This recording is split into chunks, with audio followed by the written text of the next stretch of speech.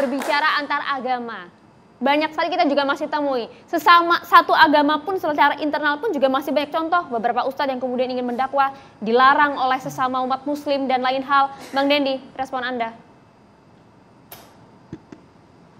Ya, bismillahirrahmanirrahim. Jadi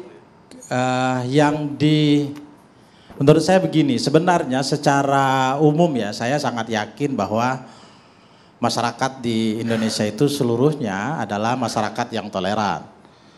Tapi memang ada beberapa persoalan tadi seperti yang dibicarakan oleh pembicara-pembicara sebelumnya bahwa ada tindakan yang intoleran terhadap kelompok yang berbeda agama atau berbeda kelompoknya sendiri dalam satu agama gitu ya. Itu kan banyak persoalan. Tidak bisa kita bilang karena persoalannya langsung pada persoalan dia itu intoleran. Ada persoalan edukasi tadi yang diceritakan, ada persoalan edukasi di dalamnya, ada persoalan tidak pemahaman, ada juga persoalan orang yang tidak mengerti sekitar, ada soal undang-undang gitu ya. Tapi begini sebenarnya, ajaran agama dalam Islam itu bahwa kita ini memang diciptakan berbeda-beda. Kita ini tidak ada yang diciptakan bisa sama, bahwa perbedaan itu adalah sunnatullah gitu. Jadi perbedaan itu ya kita harus bisa menerima. Jadi kalau ada yang mempermasalahkan penyebabnya apa, juga tidak bisa kita langsung serta-merta gitu ya. Jadi kalau dia melakukan tindakannya sampai kepada tindakan intolerannya sampai kepada tindakan kriminal atau tidak? Tindakannya pelanggaran hukum atau tidak? Tindakannya sampai kepada menggugat atau tidak? Tindakannya ada ke dalam, karena begini, banyak juga tindakan intoleran tapi ditutupi dengan persoalan hukum misalnya. Saya beberapa kali juga pernah melakukan pembelaan terhadap gereja yang dibangun di Tangerang tuh. Gereja dibangun di Tangerang akan tetapi digugat. Karena dianggap IMB-nya nggak ada misalnya gitu. Padahal IMB-nya sudah ada, jalan proses. Alhamdulillah menang kan. Artinya mereka bisa beribadah. Saya nggak tahu tapi kalau orang memakai proses hukum, jalur proses hukum itu, jalurnya apakah hukumnya baik itu administrasi ataukah proses hukumnya gugat-menggugat gitu ya. Kita bisa melihat secara utuh nih persoalannya apa gitu. Tapi kan nggak melulu setiap permasalahannya kemudian harus dibawa ke ranah hukum kan Bang? Ya enggak, kan bisa. Jadi gini, hukum itu kan nggak mesti semua dalam bentuk vonis gitu ya. Ada tindakan vonis di dalamnya gitu hasilnya. Hukum itu, musyawarah itu bagian dari hukum sebenarnya. Jadi boleh nanya nggak? Jadi mediasi itu juga bagian dari tindakan hukum. Sebentar Bang. Ya, kita tuntas dulu. Mediasi itu juga bagian dari tindakan hukum. Saya kira gitu. Tapi kan ini banyak yang main hakim sendiri, Bang Edi sebelum. Banyak yang main hakim sendiri, mereka tanpa masuk proses hukum, mereka menuduh tanpa dasar, Pak Dendi. Ya kalau main hakim sendiri kan, main hakim sendiri itu apa di contohnya? Misalnya kalau kasus di Pamekasan ada ustadz yang sudah ngetop sekali, bahkan mungkin kanalnya bisa kita akses, dilarang. Ustadz siapa tuh? Ustadz Hanan Ataki dituduh oleh sekelompok orang nggak boleh ceramah di Masjid Al-Mutakin. Itu contoh nyata di negeri. Oke. Sebenarnya begini, kalau Ustadz Hanan Ataki saya kan nggak tahu juga nih orang. Saya kan nggak kenal ya Ustadz Hanan Ataki, apakah Ustadz atau bukan atau siapa Ustadz Hanan Ataki saya juga nggak paham. Terus apakah dia dilarang atau tidak saya juga nggak tahu. Tapi tadi memberitahukan kepada saya ada di Pamekasan. Di Pamekasan pada tanggal 12 Februari 2023 dilarang mengisi ceramah di Masjid Al-Mutakin. Ya. Tuduhannya tidak jelas.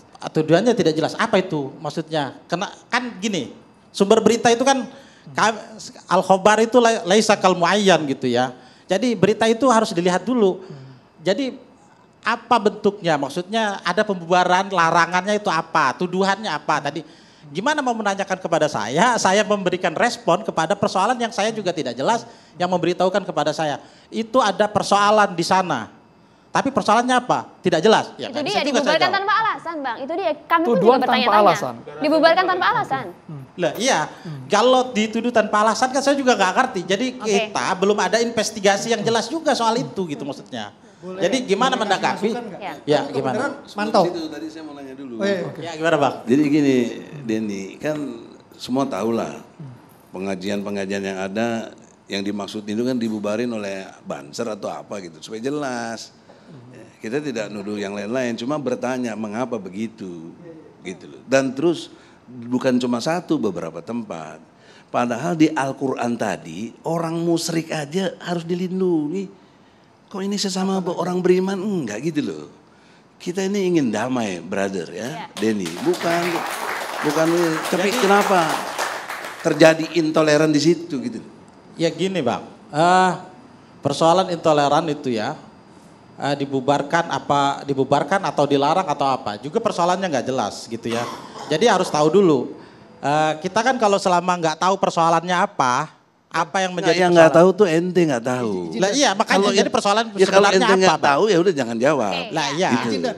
Kebenaran gue ini kan pasukan udara Bang. Jadi gue kalau ada kayak gitu-gitu gue pasti mantau tuh. Jadi iya. gue tahu tuh redaksinya semuanya tuh sampai dalam-dalamnya gue tahu. Poinnya? Jadi umumnya kita gak usah sebut ya. Ormas yang menolak nggak cuma 1-2 ustadz, tapi itu beberapa ustadz itu umumnya ormas yang menolak ini, kita nggak usah sebut nama, itu punya benang merah alasan penolakannya karena ustadz-ustadz ini punya jejak digital, pernah mempromosikan khilafah, pernah pawai sama HTI. Kebenaran ideologi ormas ini memang sangat-sangat anti terhadap HTI dan khilafah gitu loh Bang.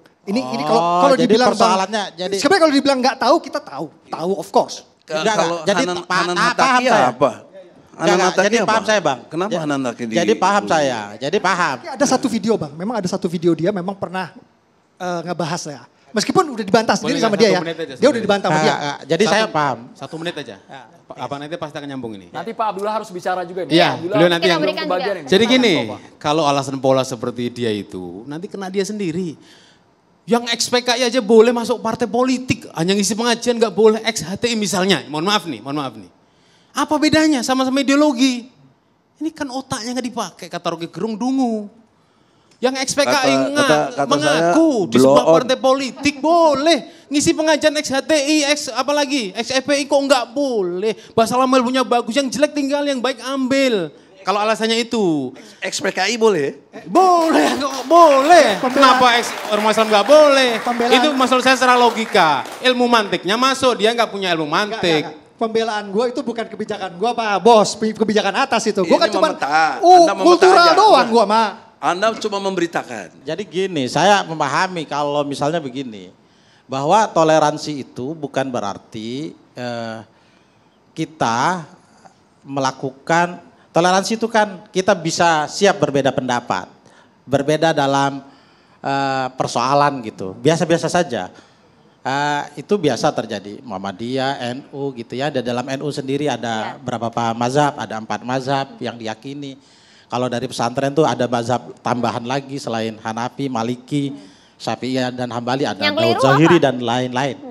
Nah persoalannya kalau ada orang yang mengaku ustadz, kemudian isinya mencaci maki, misalnya ya, terus ada provokasi gitu ya, itu dia juga bukan dakwah di dalam itu. Apakah itu diperbolehkan? Kalau isinya di dalamnya itu mengata-ngatai orang, mencaci maki orang begitu, itu juga bukan bagian dari. Terus kita apa? Kita harus toleransi isinya. Iya, isinya kalau ceramah ya toleransi kita, tapi kalau isinya caci maki, isinya menyalahkan, misalnya menyalahkan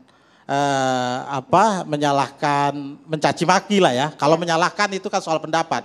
Pendapat dia bisa menyatakan dirinya benar, yang lain salah gitu ya, walaupun kemungkinan orang lain benar gitu.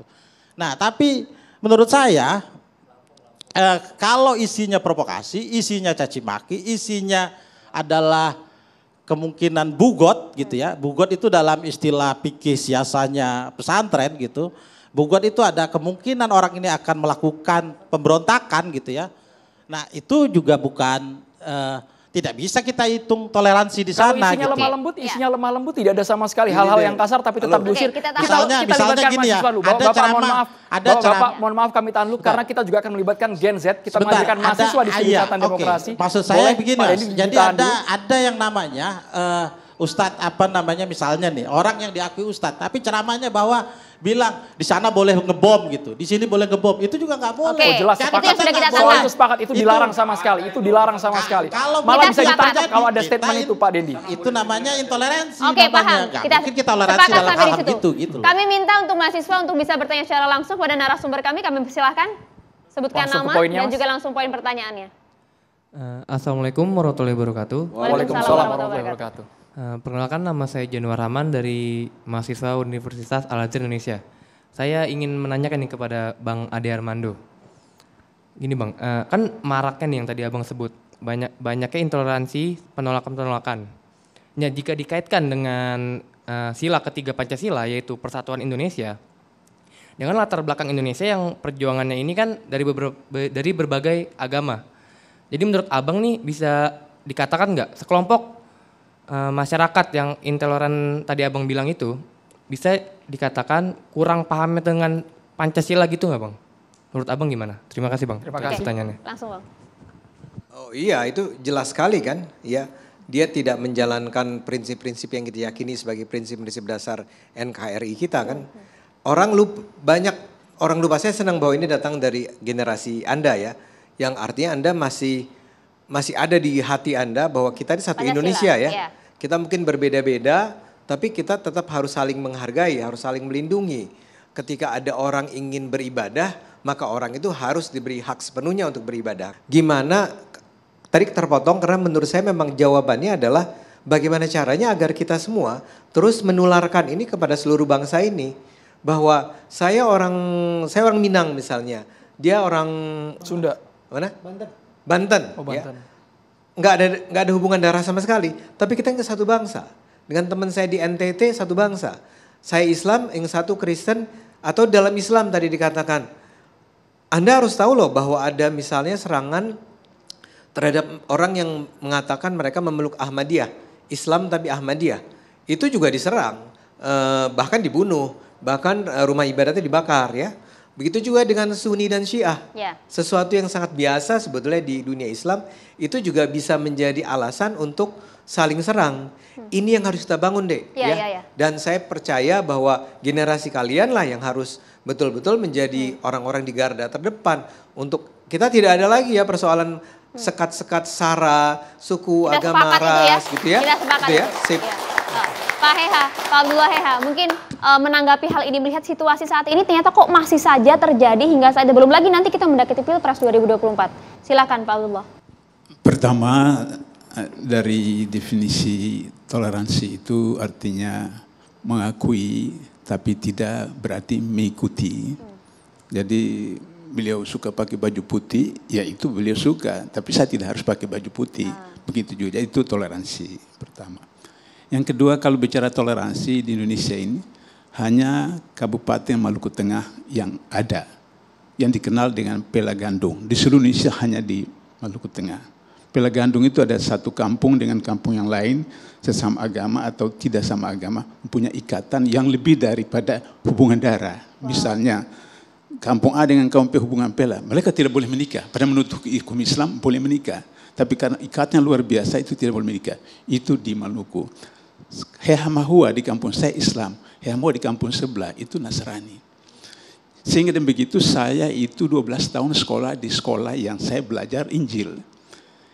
SD negeri, tapi di kampung saya tidak ada SD, ada madrasah. Tapi kakek saya tidak mau saya sekolah di madrasah, jadi saya harus datang sekolah itu, SD. Saya belajar Injil, SMP 3 tahun, SMA 3 tahun. Semua saya belajar Injil, jadi saya kuasai Injil. Seperti itu. Nah, kenapa seperti demikian? Karena dalam surat Al-Hujurat ayat 13 itu disebutkan, wahai manusia, kalian diciptakan dari seorang laki-laki dan seorang perempuan, bersuku-suku, berbangsa-bangsa, agar supaya saling kenal mengenal. Inna akramakum indallahi atqakum. Yang semulia-mulia orang di kalangan kalian adalah yang paling bertakwa. Takwa dalam definisi bahasa bebas, melaksanakan semua perintah, meninggalkan semua dilarang. Maka di dalam sila pertama Pancasila, itu ketuhanan yang Maha Esa, diabadikan dalam pasal 29 ayat 1, negara berdasarkan atas ketuhanan yang Maha Esa. Kemudian pasal 2, negara menjamin kebebasan setiap warga negara untuk melaksanakan agama dan melaksanakan syariat agamanya.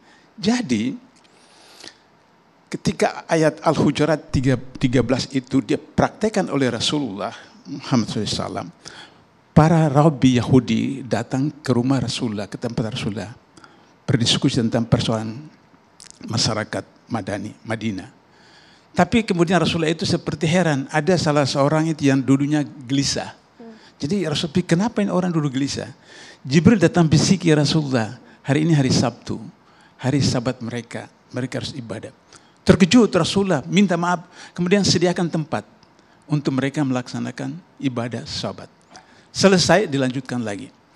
Lain waktu, kenapa Rasulullah lakukan itu? Karena beliau kepala negara. Kepala negara bertanggung jawab atas menciptakan semua sarana prasarana ibadah apapun agamanya. Kepala negara. Jadi Rasulullah itu kepala negara. Lain waktu beliau lakukan inkognito ke perkampungan Yahudi. Datang waktu salat zuhur. Mereka tawarkan untuk di sinagog, tempat ibadah orang Yahudi. Kata Rasulullah, tidak, saya harus kembali ke Masjid Nabawi. Kenapa? Karena Rasulullah mengajarkan kepada umatnya, lakum dinukum waliyadin. Agamamu, agamaku. Aku tidak ikut cara kamu dan kamu tidak ikut cara aku. Jadi jelas. Jadi dalam soal muamalah itu tidak ada persoalan. Tapi ketika menjangkut soal ubudiyah, maka ada batas-batas. Ya. Dalam konteks ini maka persoalan yang disebutkan oleh Saudara Egy itu benar. Soal pendidikan. Ya. Wahyu pertama itu tentang pendidikan. Kenapa pendidikan kita seperti begini? Karena ada namanya seorang sosiolog. Namanya Snokhrokhoroni. Snokhrokhoroni itu belajar di Mekah sekian tahun tentang Islam. Kemudian dia kembali ke Indonesia, dia memberikan rekomendasi kepada VOC, pemerintah Belanda. Kalau orang Islam itu mau lakukan ibadah ubudiyah, silakan, bebaskan. Karena itu maka kemudian orang bebas naik haji. Di dunia ini hanya Indonesia, Malaysia, Brunei yang pakai gelar haji. Kenapa? Karena ini sistem database kalau sekarang. Ya. Kata, oh ini sudah pernah ke haji. Berarti begini. Kemudian mereka pakai songku putih. Maaf itu apa namanya, Snokhrokhoroni pakai songku putih. Sehingga akan ketahuan database, oh pakai songku putih berarti haji, ini bahaya dan seterusnya. Tapi kata Snokhrokhoroni, jika mereka bicara tentang politik, ekonomi, hukum, cegah bila perlu dengan invasi militer. Karena itu hari ini di beberapa tempat tertentu di Indonesia, dan saya pernah saksikan salat Jumat, khotibnya membaca dalam bahasa Arab. Baca khutbah dalam bahasa Arab di tempat yang orang tidak ngerti bahasa Arab. Kenapa? Karena itu politik Snokhrokhoroni. Kalau sampaikan dalam bahasa Jawa, bahasa Sunda, bahasa Ambon dan seterusnya, salah satu syarat khutbah itu adalah bicara tentang takwa.